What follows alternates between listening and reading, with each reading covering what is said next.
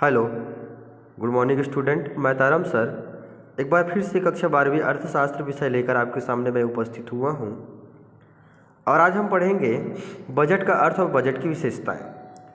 चूँकि ये छत्तीसगढ़ माध्यमिक शिक्षा मंडल के जो सिलेबस है और हमारा जो पुस्तक का सिलेबस है वो दोनों ही अलग अलग सिलेबस है, तो हमको छत्तीसगढ़ माध्यमिक शिक्षा मंडल का जो सिलेबस है उसी को फॉलो करते हुए आगे बढ़ना है।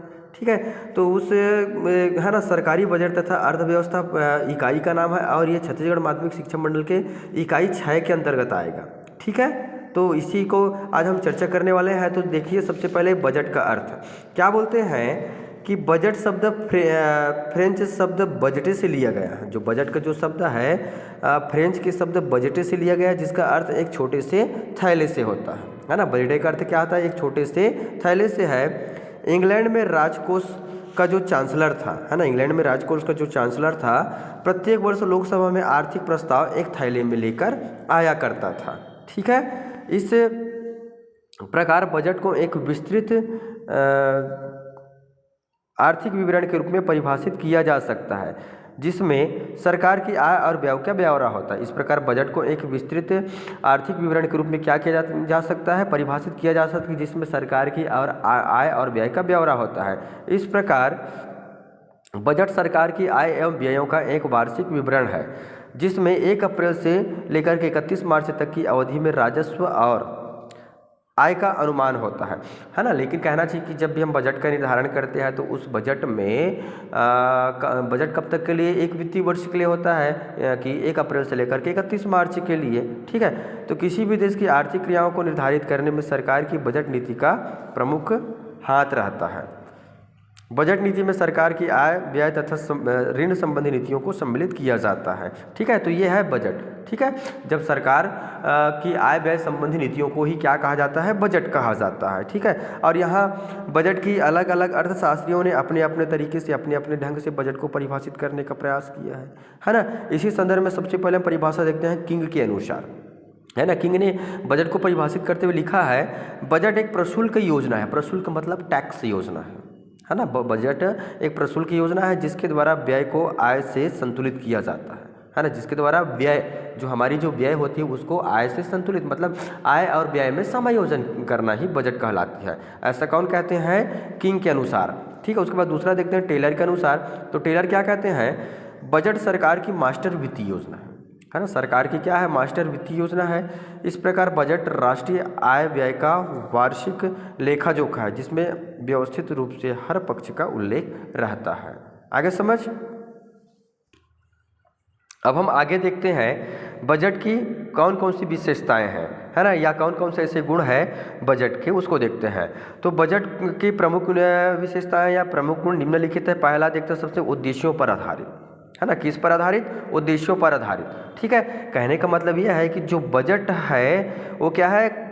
उद्देश्यों पर आधारित होते हैं, है ना। बजट में हम कुछ उद्देश्य रखते हैं, जैसे कि सरकारी बजट का निर्माण किसी निश्चित उद्देश्यों की पूर्ति के लिए बनाया जाता है ना। सरकारी बजट का जो निर्माण किया जाता है केवल निश्चित उद्देश्यों की पूर्ति के लिए या निश्चित उद्देश्यों को प्राप्त करने के लिए बनाया जाता है, ताकि बजट को नियोजन के साथ क्या कर सके? समन्वित करके योजना के उद्देश्यों की पूर्ति हो सके। ठीक है, तो ये है पहला, उद्देश्यों पर आधारित। बजट की सबसे पहली विशेषता क्या है?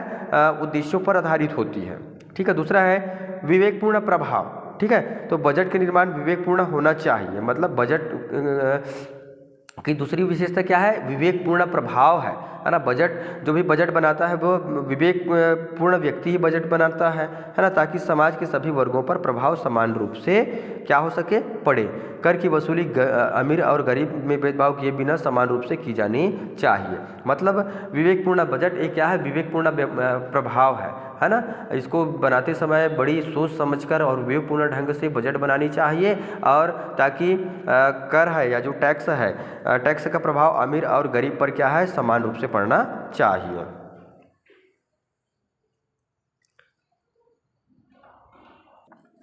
अब आगे देखते हैं अगला, तीसरा है उत्पादन को प्रोत्साहन, है ना।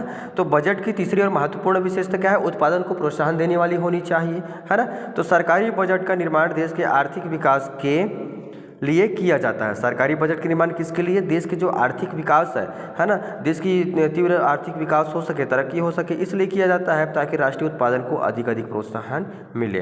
ठीक है, तो ये तीसरी विशेषता हो गया। इसके बाद चौथी विशेषता है महत्वपूर्ण, है ना। तो देश के आर्थिक क्रियाओं के उत्पादन में बजट का महत्वपूर्ण स्थान होता है ताकि देश प्रगति के साथ क्या कर सके, आगे बढ़ सके या अग्रसर कर सके, तो बजट का महत्वपूर्ण स्थान होता है। ठीक है, ये चौथी विशेषता है। उसके बाद पांचवी है सामाजिक न्याय, है ना। तो बजट की पांचवी और महत्वपूर्ण विशेषता है कि बजट क्या कैसे होती है, सामाजिक न्याय पर आधारित होती है।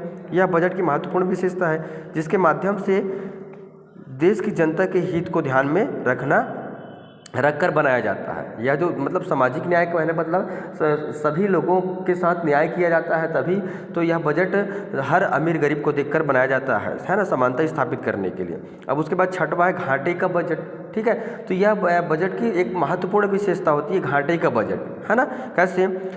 देश में तेजी से आर्थिक विकास एवं समाज के कल्याण कारण घाटे के बजट बनाए जाते हैं, है ना।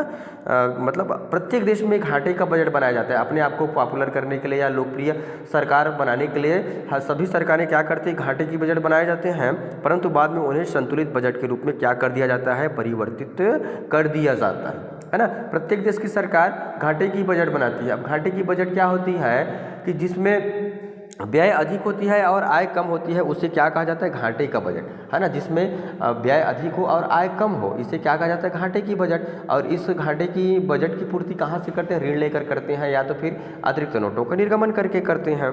ठीक है, तो ये हो गया बजट की विशेषताएं। एक बार फिर से देख लेते हैं बजट की कौन कौन सी विशेषताएं हैं। तो ये बजट की पहली विशेष उद्देश्यों पर आधारित, है ना। बजट की सबसे पहली विशेषता क्या है कि एक उद्देश्य निर्धारित कर लिया जाता है और उन उद्देश्यों पर ही आधारित होती है बजट। उसके बाद दूसरा है विवेकपूर्ण प्रभाव, तीसरा है उत्पादन को प्रोत्साहन देने वाला होना चाहिए बजट, फिर चौथा है महत्वपूर्ण और पांचवा है सामाजिक न्याय और छठवां है घाटे का बजट। ठीक है, तो बस आज के लिए इतना ही। अपन नेक्स्ट क्लास में फिर देखेंगे, तब तक के लिए नमस्कार।